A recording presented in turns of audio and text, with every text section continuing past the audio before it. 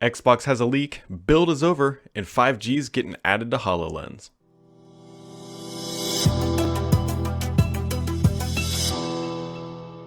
Happy post-build event, everybody. It's end of May. It's a holiday weekend here in the US, if that's where you're from.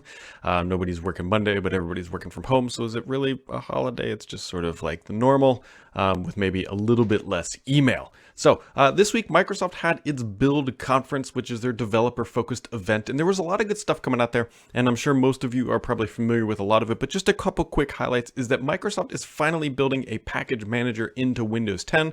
You can go out and actually download it now. It's on GitHub, and it will be built into all future versions of Windows 10 going forward. So if that makes you excited, and it should for most IT pros out there, that is good news. And we'll get more information about the package manager, and a bunch of the basic features that aren't there yet should be arriving in the near future. The other big item are reunion apps. Microsoft is officially sort of trying to publicly and fully combine Win32 with UWP. And so realistically, what's going to happen here is, if Microsoft has their way, reunion apps will become the new sort of default app, and they just call them Windows apps. It's not nearly as restrictive as UWP, and it sort of starts to modernize Win32 applications in a way that actually makes sense for existing developers to move to this, I don't want to call it a platform, but these APIs and functionality without having to really kind of rework everything and try to abide by that framework that UWP once was. So I know it's easy to say UWP is dead, but realistically what is happening here is that the UWP APIs and functionality are being ported or brought back over to what most developers were using. Let's be honest, nobody was really building UWP. They were building Win32 apps, and now you'll have more features and functionalities that made UWPs look nice, but in the older style applications. So that is a good thing. Microsoft Lists is coming. Now, it's a little bit confusing because Microsoft also has To Do, but To Do is the way they pitch it now is that To Do is for your personal sort of task-based things, and Microsoft List is going to be the corporate Microsoft 365 sort of list thing that is very collaborative and it's everywhere. And so that'll be coming this summer, and it looks relatively robust from what Microsoft has shown off, but that is another big highlight. The other big thing that I'm personally excited about is the Fluid Framework. So now the Fluid Framework takes Office, as you know, like think classic Office, think like Excel, Word, I'm guessing PowerPoint here, and definitely Excel is going to be a big part of this because everybody uses Excel in the corporate world. And what it allows you to do is kind of break them into web components, and those web components can now live inside other applications. And what it does is then syncs all that data in real time. So what you could do is have a little Excel table, if you will, in an email that is also tied to an actual Excel document or another web component of Excel. And when you update it in one place, it gets updated across everywhere. It's a neat idea. It's not the first time Microsoft has tried to do this. I think many years ago, there were some attempts to do something like this, but I think now is the right timing, and it's Microsoft's sort of new Office framework, if you will. So it should be pretty good. Another thing I'm personally excited about, maybe not so much everybody else, but Teams is finally going to get NDI support. NDI is what the kind of back-end plumbing, if you will, for that podcasters use a lot to extract video content from the application and get higher quality and just a little bit easier functionality. So I'm looking forward to that. Now, speaking of Teams, if you have been waiting for Skype integration or interoperability in Skype or inside of Teams, you're going to be waiting a little bit longer. Microsoft was originally saying that this was going to be done, I believe, by around the end of April, but the initial rollout didn't go so well, and so they've really paused on this, and they're now saying the end of June is when everybody will actually get that functionality. On the HoloLens side, also announced this week, is HoloLens is going to be getting 5G support, and so that's kind of like the first major sort of hardware-ish upgrade to HoloLens 2, and so if you have a HoloLens 2 and you're thinking, hey, I need 5G, well, you'll soon be able to do that. Also, out of the Windows world this week, the source code for Windows NT 3.5 has leaked to the interwebs. You can go out and find it if you know where the dark corners of the web are, and that's not so dark anymore because it's actually relatively easy to find, I believe.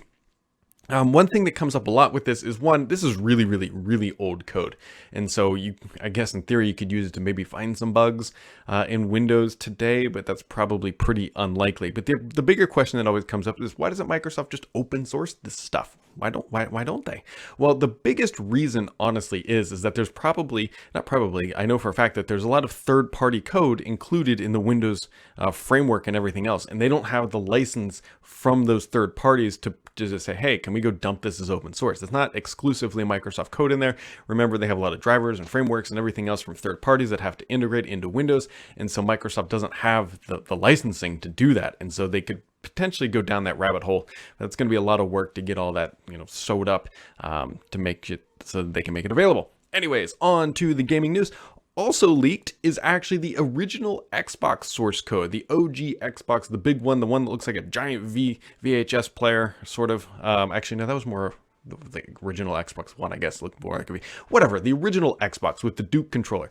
That source code has also leaked. Now, there could be some actual benefits to you and I from this if you're willing to kind of go into that grayish black illegal area, is that they could use this technology or the source code to actually make better emulators of the original Xbox. Now, it's not quite clear how complete the actual source code is and if it can be compiled correctly, but it is out there. So the actual source code is out there, so people could, in theory, work it backwards to make a proper and really smooth and slick emulator for original Xbox games. That would probably be the biggest fallout for Microsoft from this, is that is actually what's going to happen. So keep your eyes and ears and open for things like that, but nothing really on the security side. There's not too much Microsoft can do at this point. Once it leaks, and it's out there, and so there you go. The other thing happening in the Microsoft, well, there's a couple actually things. Solitaire made its debut about 30 years ago today, and this is crazy to me, is that 35 million people are still playing Solitaire on Windows every month. So it's quite a few people. Microsoft originally built Solitaire into Windows to help people get familiar with the mouse and keyboard setup. So that is why it actually existed, and here we are 30 years later, and a whole bunch of people are playing it every single month. Other things kind of happening across the Microsoft world. Minecraft sales hit 200 million. Not too big of a surprise there. That hit earlier this month. It just really goes to show that when people say Microsoft doesn't have great gaming chops, they've only got Halo. Like, Minecraft is massive. Over 100 million people playing that every single month. Their Dungeons is coming out very, very soon as well. And so that is either going to help grow that base a little bit. If nothing else, it's going to help retain people into the Minecraft world. And also, did a video on it earlier this week that Xbox Game Pass is outperforming Sony's PlayStation Now service by quite a bit. I believe it's like 2 million for PlayStation and 10 million for Game Pass. And so it is a little bit of sunshine, for the Xbox fans. So going to get into the Q&A for the week. Every week I tweet that out. Twitter handle is @BDSams, and then you can just follow the link, and that'll help you out. Get to the thread where I asked the questions. Felipe says, hi Brad, hope you're doing okay. Hope you're doing okay, Felipe. Microsoft has been doing great work in the subscription world. When do you think they will 100% replace the most traditional stuff like SQL Server, Windows, and Office, and so on? I don't know if they ever fully will. At least in the enterprise space, they're still selling quite a bit of the old perpetual stuff. I don't think they're going to get rid of it anytime soon. For the consumer side, I think it's more than likely going to happen first, and then we would see it trickle up into the enterprise. I'm assuming you can still go buy out Office 2019 as a consumer. I know you definitely can in the corporate world. So it says also, do you think Microsoft will eventually do the opposite that they are doing now with Windows Subsystem for Linux, or WSL? Instead of shipping Windows with a kernel Linux inside it, instead a kernel Linux with a kernel Linux with a Windows kernel contained for backwards compatibility. I mean, I don't want to say no, that they would never do that, but that work is, I think, a lot more substantial than bringing Linux to Windows rather than bringing Windows to Linux. So I'm not going to say it's not going to happen, but I don't think that's going to be their priority right now. Usman says, have Microsoft announced any dates for their Series X keynotes? I know there was talk about a digital E3 alternative, but what was anything formally announced? So the formally announced stuff was that they were going to do monthly shows. Xbox 2020, I believe, is what they're calling it. And that is I believe, their digital alternative that they have announced so far. It is still speculated that they are going to do something in June, because they initially said, hey, we're going to be doing this every month. And then they never announced really anything for June. So we're still holding out that things are going to happen to June. He says, also he says, will we expect any Surface hardware refreshes at the end of this year? Yes, like the Surface Pro 8 or Pro X2, or have we had enough Surface for the rest of the year? I am fully under the impression that there is going to be a Surface event in the fall. Look for the usual rev, and there might be a couple other things tossed in there as well. JTD, and he says, one final question. It is about the inside workings of the Surface team. From the Laptop 3 and the Pro X and now the Go 2, they're starting to make devices that are easier to get into and repair. If you've looked at some of the repair ratings from iFixit, they are improved. Also, things Microsoft announced last year, especially I believe it's on the Surface Pro. I can't remember if it's on the laptop or not, but you can now swap out, or at least remove, the hard drive if it fails, or if you need to destroy it because it contains sensitive data. That is very much a user-friendly thing, and so that is what he is alluding to here. Are they listening to more enthusiast community about these things? What was the big change and shift in this direction? Well, on the pro side, it was definitely related to the enterprise world saying, hey, look, when these things are retired, we have to smash the hard drive. We need a better way to do it. And that was Microsoft's response. I'd love to say that they're listening to enthusiast feedback, but I don't know if that's necessarily true, because we would have seen Thunderbolt. And please don't tell me that it was because of the recent security issues. I think that's a very convenient thing, primarily because the decision to include or not include Thunderbolt happened long before any of this information came out. That being said, I think they listened to their enterprise community very, very, very carefully, because I believe that is a half, somewhere around there, of the total sales for the devices, and it's a big bulk seller.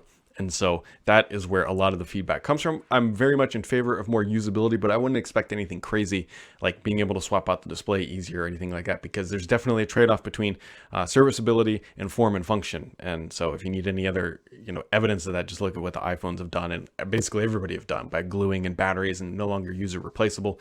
You have to give up some function to increase that form factor, which unfortunately or fortunately, whichever side of the fence you're on, consumers have said, hey, we prefer it to look nice rather than it to be super functional. So there you go. His JTD Wob says, any plans to upgrade to a better sound system for real Atmos response? No. I'm not going to get at least I don't have plans to get the new Sonos Atmos soundbar. I'm pretty well entrenched in Sonos. It works well enough for us. 5.1 is good enough for our basement, and I'm not planning to completely overhaul all this stuff at this time. Let's see. Yansees says, a recent report mentioned that the majority of live streaming services are enjoying healthy viewer increases, except Mixer. There's also comments that the Mixer team is unhappy with its leadership. These are combined with mega money deals Mixer gave to big name content creators. Is Mixer dead? Personally, I want it to succeed.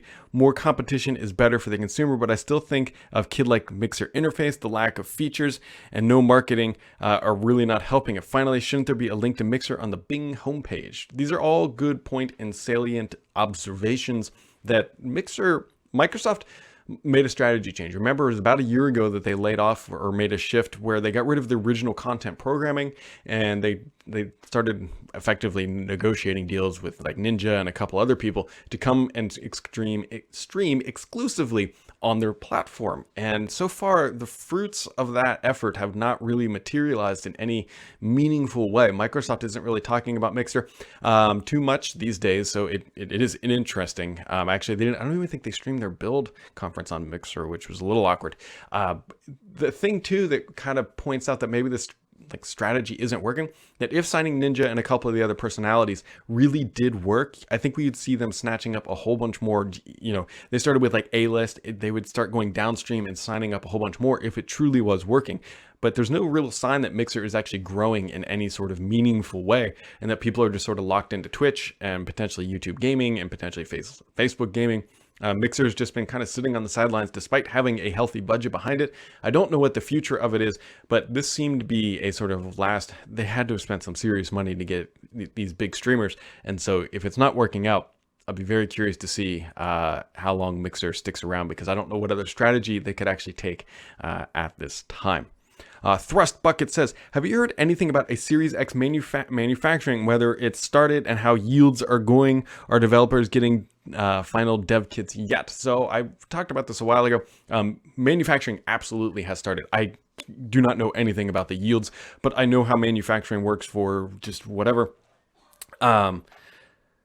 Is realistically that yields are always bad up front. They're not great, right? Because you're getting things set up, you're getting things, you're tweaking and you're doing all that good stuff. And so no information on yields, but I would expect that if anything comes out, they're gonna be like, they're not exactly what we would expect, but it will take time. And keep in mind that AMD is doing most of the heavy lifting. Microsoft primarily is doing just the assembly.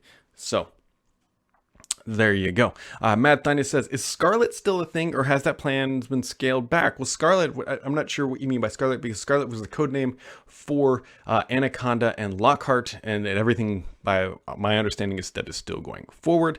And an old Amiga user says, with all the love that Teams got to build, how realistic do you think the idea of Teams for life is? The geek in me sees the obvious advantage in communication and collaboration tool and everything else. So Teams on the corporate side explosive growth, 75 million. Now, granted, Microsoft juiced some of that by saying, hey, Skype for Business is going away. We know the story there. How well is it going to do it for consumers? I don't realistically know. They're competing with some really big heavyweights, primarily iMessage. I know that's not quite the same thing that Teams for Life is doing, or Teams for Consumer, as they call it now. It's going to be a tough. We'll see how they were able to turn that corner, if at all. They also do have, what is it, like 30 something million people already paying for Office 365 on the consumer side. So that is their base that they are going to try to turn over into Teams for Life, like heavy users. We will see if Microsoft is able to do that.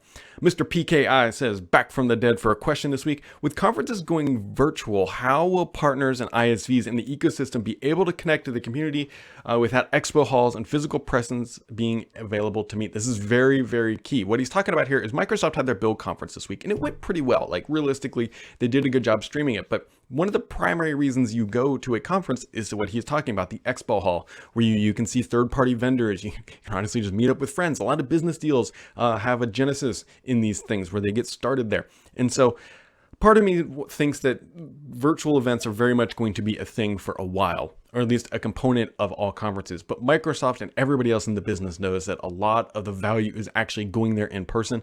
I do think that they will come back. I think it's going to take some time for all those things to get fired back up and get back to the level they once were. But I'm on board with, yeah, hey, like, yes, Microsoft did a good job doing Build, but not everything of Build is a tangible metric of saying, oh, we had 30,000 people watching the stream. That's not always the key performance, or Mr. PKI, the key performance index that everybody is looking for. So, anyways, I'm hoping that Microsoft comes back with a new strategy, although we already know that Build next year will be virtual as well. And so the next big Microsoft conference that could be in person would be Ignite, but not this Ignite. It would be Ignite in a year from this fall. So we will see what happened. And then JGACR says, why does Nadella hate the Surface brand? I don't think he does. I don't personally get that impression that he hates the Surface brand. I mean, they just launched a whole bunch of new products. They've been doing it pretty regularly, and they've taken some chances with, I'm trying to look at my Surface Pro X over there. I mean, that's a device where they're kind of sticking their neck out. The Duo and Neo are also devices they stuck their neck out on. And so I don't think he hates the Surface brand. I think that's maybe potentially a mischaracterization. I'd be curious to know why you think he hates the Surface brand. So guys, that wraps it up for this week, and we'll catch all of you right back here next time.